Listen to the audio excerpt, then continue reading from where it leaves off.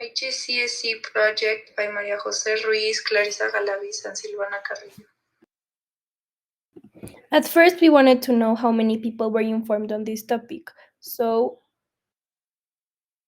we interviewed students from a private school in Mexico City and asked them if they knew if their domestic employees were insured with any medical care. And this was their response. I don't know. I don't know. I don't know. No, I don't know. I don't know. I don't know. I don't know. I don't know. I don't know. I don't know. I don't know. I don't know. I don't know. I don't know. No, I don't know. This is very concerning because this means people are not informed about this big issue and the consequences it brings along for Mexicans. Because of this, many domestic employees are not happy in their jobs because they don't have the benefits they deserve. Problems of domestic employees with medical care. What do domestic employees do? Washing, cleaning, laundry, cooking, and many more.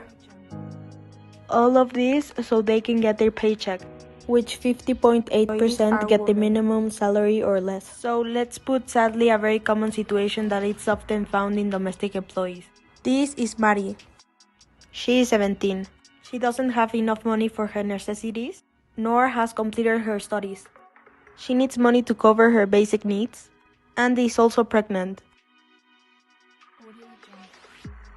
What will Mari do? She opted for a honorable job and found herself in a job of a domestic employee.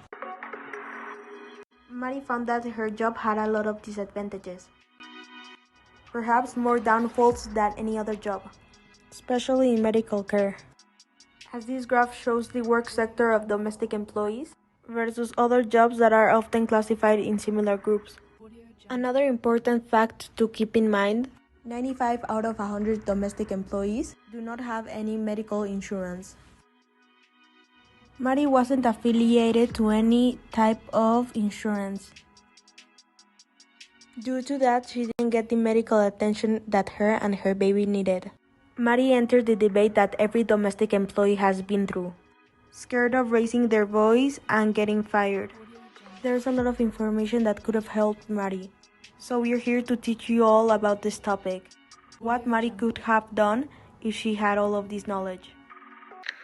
Domestic workers in Mexico have lived and worked in conditions of disadvantage which seriously affects their well-being. It is important to recognize that this occurs in a world context where informality and job insecurity are very frequent, where there is a great social inequality. The sexual division of labor still generates great disadvantages for women today. 97% of people who do paid housework are women, and their working conditions are precarious and inferior to those of other workers.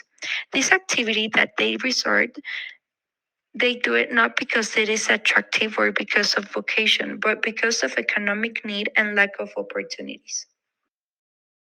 We interview Ruben Hernandez.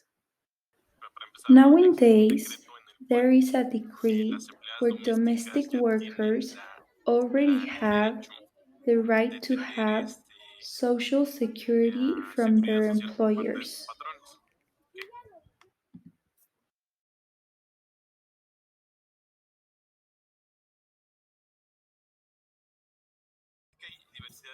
There are many opinions why many people do not want to register their domestic employees in the IMSS. Basically, for work reasons. Many think that registering them in the IMSS will force them to have more work positions, that is, more costs. This is essential, but there are times when they have to assess what is much more beneficial than having them registered in the IMSS to minimize many risks.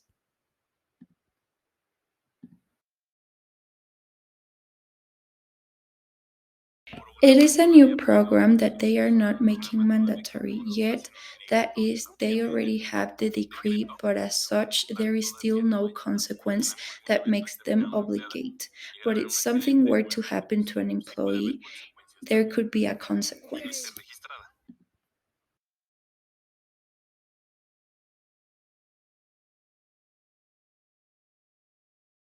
Nothing is reduced for the worker, but when the employee is registered, the employer will pay a fee. Yes, a discount is made, but this is not a substantial discount. According to the law, the insurance of the home worker will be from the first day of the immediately following month and for the days that the worker will be the employer. Remember that you will have to carry out of this process month after month to insure the domestic worker. It is also important to know that the insurance is not only for the employee, but he or she can register their family so that they also can have insurance. As always, there will be two perspectives. In this case, we have the employee's perspective and the person who is employing.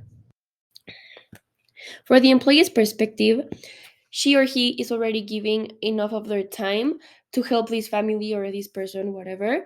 So they should have something in exchange. In this case, would be the healthcare, which assures them that if something happens to them physically or mentally, they have some place safe to go where they will be taken care of and they would go out of that place healthy. And for the people who are paying for this employee, they would think that they are already paying them. They with that money they should be able to pay their healthcare, and that it's not their problem if something happens to these employees. With which one do you agree the most? In conclusion, we think that it's very important to make people consider why it's so important to pay for your domestic employees' healthcare and all the laws that it includes, all the reasons, and why it's something that should be done. And at the end, it's not that difficult. It's just a little bit of information, and that's all. Thank you for your attention. We hope you have informed yourself about this topic.